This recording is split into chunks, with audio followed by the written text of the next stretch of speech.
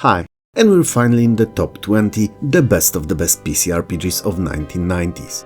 All games without fail that you get to see here are fantastic, and if you'll play any of them, you'll have a great time. And since it's the last video and covering cream of the crop only, then I'm naturally giving all of the entries a little bit more time than I did to those in the bottom 80. So, without further ado, let's check them out. Suikoden is a fantasy turn-based JRPG, and as such it's rather heavily story-focused, which is great but also adds a certain degree of strict linearity to it. You can have up to 6 different characters in your party out of 108 that you get to meet throughout your adventure, and there are no other games that I can recall that would give you such a freedom in terms of party composition. While the combat is what you'll be mainly doing, aside from questing and conversing with NPCs, Suikoden was also known for its army battles, in which you get to control entire units of fighters, archers, magic casters and such. You'll get into one-on-one duels from time to time too, but these are rather rare. You will, however, get to build and customize your own castle, which will serve as your home base. And let me tell you, it's not a pillow fort, but a proper stronghold. It's not a very complicated addition perhaps, but it's a welcome one nonetheless. You play as the son of a general of the armies of Scarlet Moon, a power that currently controls the land of Torment with an iron fist. And the adventure you will embark on will make you question your beliefs, allegiances and have you decide which side you stand on, good or family.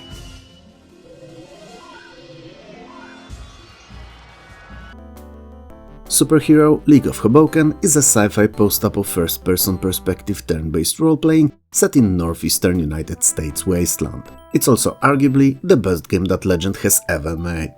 League of Hoboken follows a team of weirdly superpowered heroes which you lead, completing missions assigned by the so-called Commissioner, all to prepare them for a clash with the game's main villain, Evil Dr. Entropy. He is seeking to prevent the rebirth of the civilization from the ashes of the post-apocalyptic destruction. So, in layman's terms, he's a dick. The kicker here is that all of the heroes that you lead have some of the most unusual and unexpected powers, like being able to see through pizza boxes, ability to consume any spicy foods without a gastral discomfort, or even being so incredibly boring that the enemies facing that particular hero near instantly fall asleep. Yup, that's Hoboken, and yup, it is fantastic.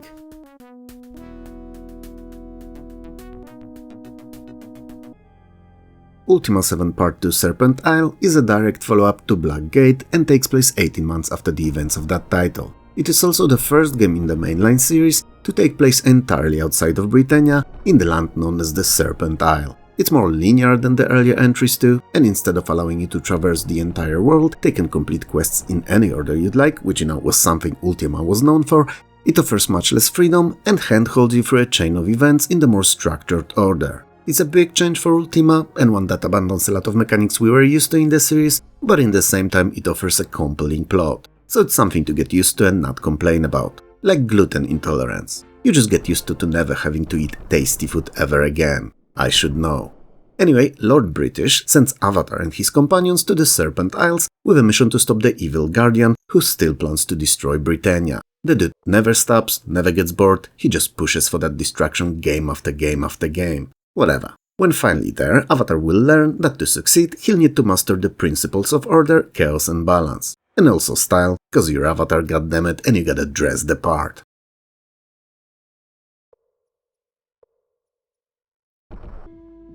Ultima Underworld 2 Labyrinth of Worlds is set 1 year after the events of Black Gate, which we've yet to talk about in the video. But no worries, we will, and soon. And to celebrate the final defeat of the Guardian, Lord British invites you, the Avatar and your companions too, to his castle. As the festivities take place, the wine, meat, beer and orange juices are flowing, the food is appropriately fatty and salty, and the dancers of all genders, for all parties present, dance the dances of joy and seduction. The Guardian strikes again, encasing the castle in a giant gem of black rock, which is a dick move, cause now you gotta face him with a slowly emerging hangover. So, you will have to travel through different worlds controlled by the Guardian to find a way to free the castle from the villain's spell. Unlike the mainline entries in the series, both Ultima Underworld games are first-person real-time fluid movement RPGs and some of the best early experiences in the genre, not using the top-down perspective.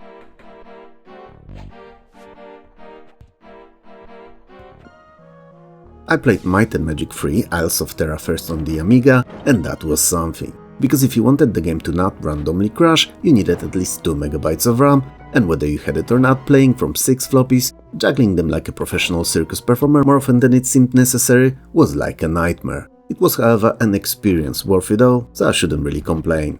PC port of the game naturally had none of these inconveniences. It tells the tale of your party of Brace once again following the corrupted Guardian Sheltem, this time to the world of Terra to help Korak defeat him and to bring relative peace to the multiverse. I mean, the word multiverse is not used anywhere in the game, but if you've played any of them really, it kinda fits perfectly.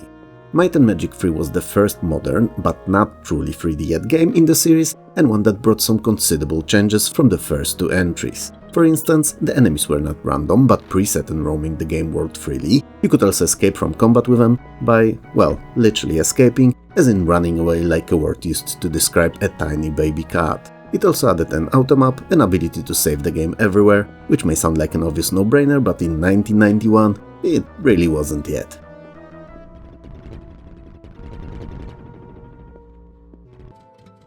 I've spoke about Diablo a couple of times before in other videos of mine, and there always seemed to be someone consumed by hate for it so much that they made it a point to come out and school me on how it's not an RPG at all.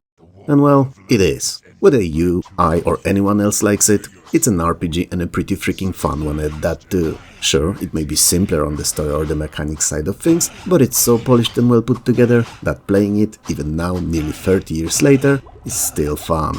What's more, arguing whether something's RPG or not is kind of a moot point today, as most games that release now have some degree of RPG mechanics included from the get-go, like experience and leveling, character progression or unlocking of new skills and abilities. But whatever, I seem to be getting overexcited about nothing, let's talk about Diablo. It's a top-down isometric action RPG, or what we used to call them back then, hack and slash, and it tells the tale of Lord of Terror, Diablo's reawakening, and our hero's quest to travel beneath the town of Tristram as a warrior, rogue or sorcerer to defeat the evil incarnate. Rest well, Leoric. I'll find your son. Wizardry, Bane of the Cosmic Forge is the sixth in the long-running series of classic first-person perspective party-based RPGs. It's also the first entry in the Dark Savant trilogy that continued throughout the next two games. As Wizardry games go, Bane of the Cosmic Forge was a rather big step forward. It was the first of them all to be fully mouse-controlled and feature full-color EGA graphics. It expanded on the character creation and leveling up considerably too, and it offers 11 races and 14 professions to choose from, multiple skills and magic spread over 6 different schools. Melee weapons also have few types of attacks, and these are differently effective against different enemies.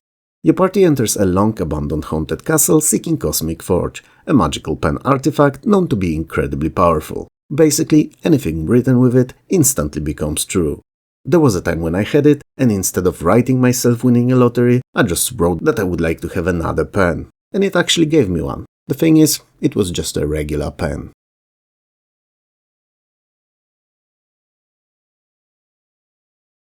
Don't you just love when a sequel is just a tiny bit better than the original so that I could have them listed in a video one after another? It fills my crazy side with weird and unexplainable happiness when that happens. Anyway, Crusaders of the Dark Savant is the 7th entry in the fantasy/sci-fi series of Wizardry RPGs. The game picks up exactly where the Bane of the Cosmic Forge ended, so straight after recovery and then subsequent theft of the Magical Pen. Magical Pen, a new line of adult toys made purely for her pleasure. Available now at your favorite retailers.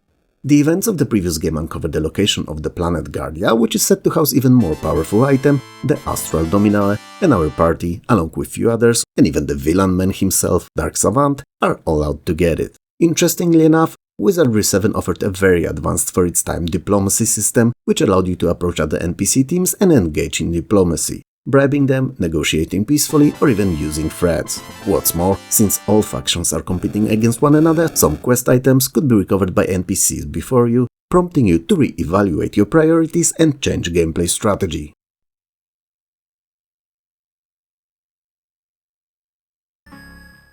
You've never played Dragon Slayer: The Legend of Heroes? But don't fret, neither have I. It was exclusively a Japan and Korea release, kinda like most other games in the series were too. It doesn't change the fact that it was a very important game in the genre, just that a very small subset of gamers ever had a chance to experience it.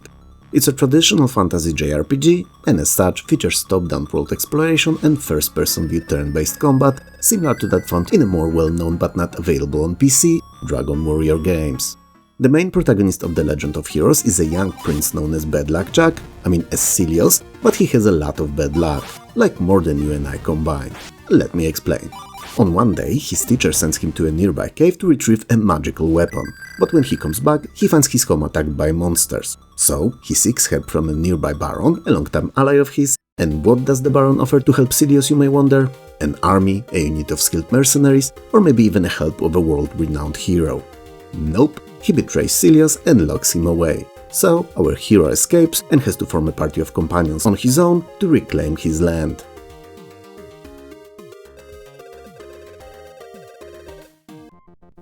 Ultima Underworld: The Stygian Abyss is a first-person perspective real-time action role-playing set in the world of Ultima. After his return to Britannia, prompted by nightmares telling him of a great danger, Avatar witnesses kidnapping of Baron Almeric's daughter. And in the weird turn of events, devoid of much logic and reasoning, he is found guilty of the deed, despite him being there along his accusers and her not at all. So he is thrown into the Stygian Abyss with a choice of either finding and recovering of the girl, or death, in the form of hunger, thirst, or any flavor of different monsters roaming the caves. So as he will go about that, saving of Baron's daughter and not slowly dying that is, though it could be argued that the rescue attempt may end up with his death too, Avatar will learn about failed colony that was supposed to be one, representing all 8 virtues of Britannia and not an individual one, and that there are many different factions living deep in the abyss, and not all of them are evil. Interestingly enough, at the time of its release, Ultima Underworld's fluid movement 3D engine was the most sophisticated one of its kind, and it was even more advanced than the one powering Wolfenstein 3D.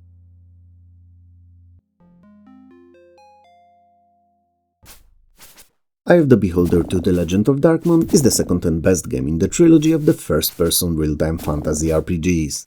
Your party of heroes that slain the evil beholder in the first game are summoned by the Archmage Kelben to the House of Waterdeep for a quest of utmost importance, and monetary gains too, but most importantly importance. Potato tomato.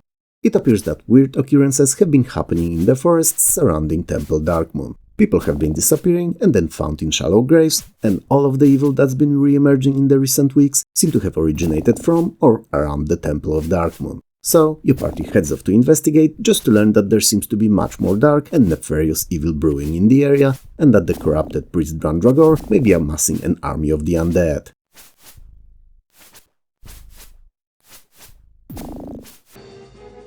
How often are sequels better than the original games? Well, today it's a mixed bag, but in 1990s it seems that it was nothing out of ordinary. I mean, Ishar 2, Eye of the Beholder 2, Wizardry 7, or Daggerfall to name a few, these were all better than their predecessors. And Jagged Alliance 2, a tactical strategy role-playing in which you run your own mercenary outfit, is better than both of its predecessors combined. It's so much better in fact that it's not even funny. It's like apples and cake. You like both, right? They're great, tasty, and one of them is even healthy, but apple pie? Oh man, it's like in another league and incomparably better than the two of them separately could ever be. Anyway, a once democratic monarchy of Arulco had been taken over via coup d'etat by the Queen Didrana Redman, the wife of Enrico Chilvadori, the rightful heir to the crown. Enrico, however, was assassinated, only that he wasn't. Plot twist! And he contacted AIM, so Association of International Mercenaries, to help him recover the country from greasy palms of his evil wife. You and your band of mercs are the ones who take on the job.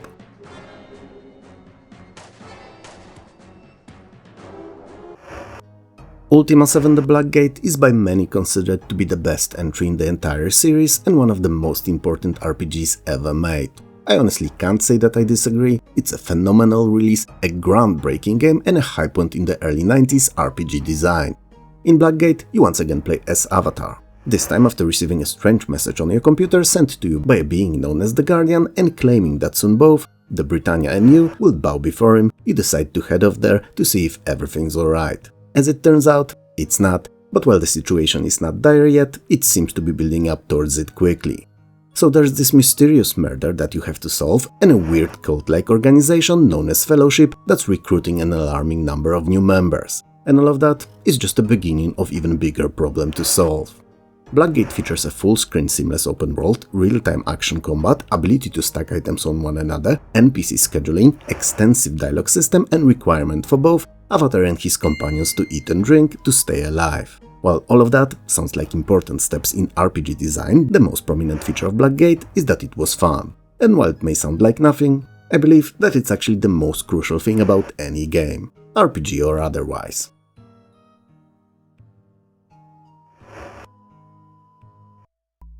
Lands of Lore: The Throne of Chaos is an unofficial sequel to The Eye of the Beholder 2, as it was made by Westwood after being acquired by Virgin that had no rights to EOTB IP. Shape-shifting evil sorceress Scotia is leading her dark army to destroy the Gladstone Keep and kill its ruler, King Richard. She obviously managed to infiltrate the keep using her powers and poison the king. He will die, and soon, unless the cure is found and delivered to him in time. So, your group is sent on a mission of acquiring of the medicine and then bringing it back, all the while surviving in the land raided by the Dark Army. For the most part, the Throne of Chaos is a first-person real-time dungeon crawler, but with a few novel design choices. For instance, there's no manual character development in Lands of Lore, and the skills are divided into 3 groups of fighting, magic and rogue, and they increase in skill level when their particular attacks are used when killing enemies. Fun, right?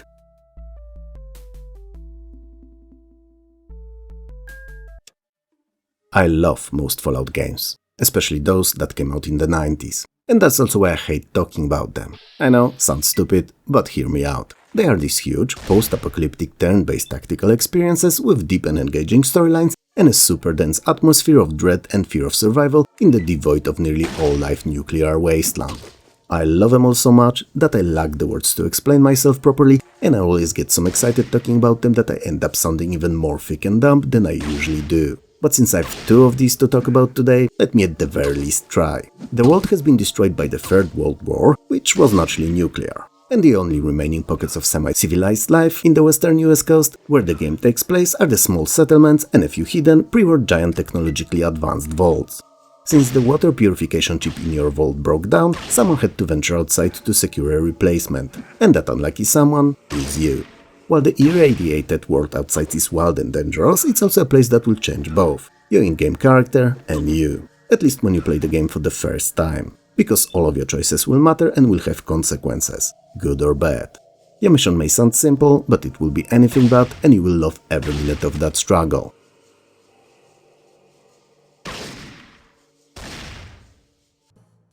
Lunar: Silver Star Story Complete is a re-release of 1996's Sega Saturn original and a top-down turn-based fantasy JRPG.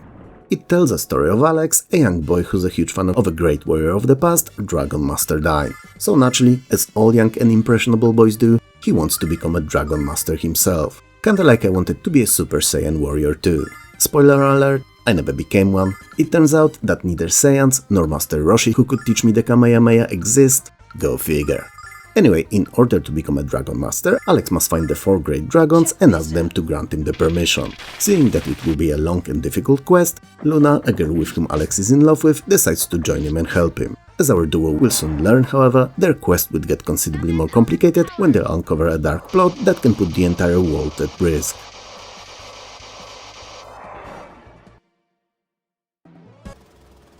For some odd reason, Final Fantasy VII was noted on my list of games as Final Fantasty, which is kinda fitting, as it is a tasty treat to any and all fans of JRPGs. Or just RPGs, but those with affinity for J will like it even more.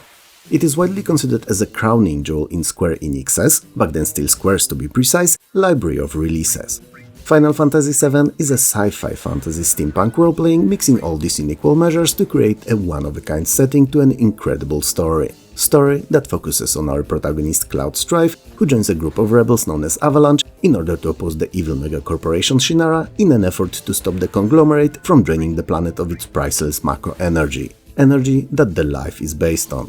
Along his adventure, Cloud will meet many friends and / allies who will be crucial in defeating the Sephiroth, a superhuman villain behind Shinara who seeks to harness the planet's life energy to remake himself as an immortal god.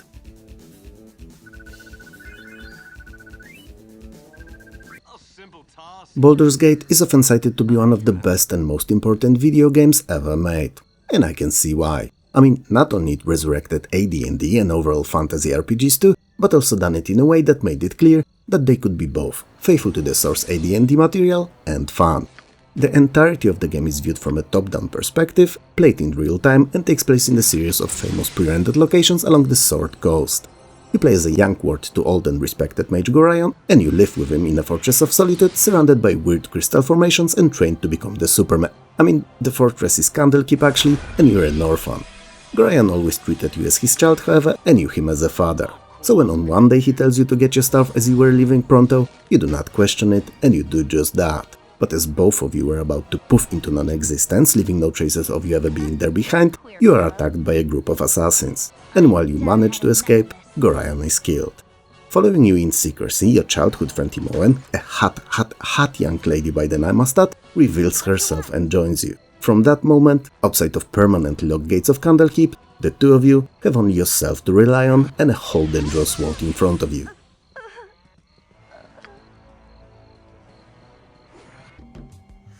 War. War never changes. And it really does not. While the technology is progressing and we learn of new ways to hurt each other, war always ends with deaths. So in essence, war truly never changes. But Fallout 2, despite using the same engine as the first and largely identical exploration and combat mechanics, did change quite a lot. For one, it removed the time limit you had on completing your quest in the original. For two, it expanded and opened the world it was set in even more. And for three, it completely got rid of the text entry in dialogue mechanics, which, truth be told, was totally unnecessary. But what it left in the game was what matters the most. So atmosphere, seemingly small and simple quests that would turn into world-changing one over the course of the game, excellent branching dialogues, choices with long-lasting consequences, moral system, humor, and finally excellent turn-based tactical combat. So, as much as some may disagree, it was the same game, but a better same game if that even makes sense. And since it's set 79 years after the original, many of the influences of the hero of that title can still be felt in Fallout 2.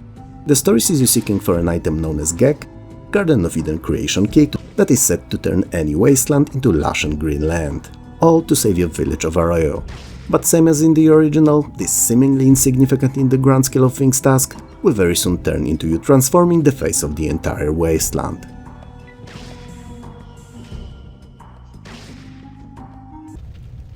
Planescape Torment is a very interesting title for many reasons, one of them being its spot on this list. Yup, according to Moby Games, so you I suppose, it was the very best PC RPG of the 1990s. And in many ways, it might have been that indeed.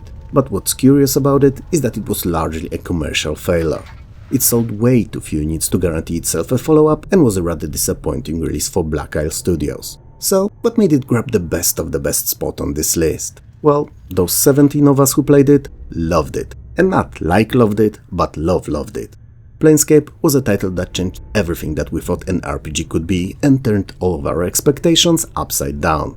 No longer the combat was important, heck, I'd say that it was unimportant, and preferably avoided altogether when possible. But also most of the enjoyment you took out of it came from its deep, thousands lines worth of text plot and incredibly extensive branching dialogue. It was more of a story of self-discovery rather than the grandiose adventure in which you were meant to fight dragons or rescue princesses. You are the so-called nameless one and you're an immortal with no memory. Well, you do form and hold memories, but you have no recollection of your past, and whenever you die, you remember nothing after quote-unquote waking up either. Your journey is all about reclaiming of your long-lost memories of your previous lives.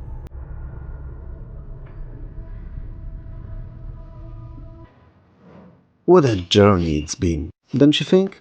I can't really say that any of the games in the entire series were subpar or lacking, because all of them had something worth mentioning, seeing, or experiencing. But the top 20? Now these all were just fantastic. What do you think of them though? Would you add or remove something? Or maybe just mix them all up? Let me know in the comments below.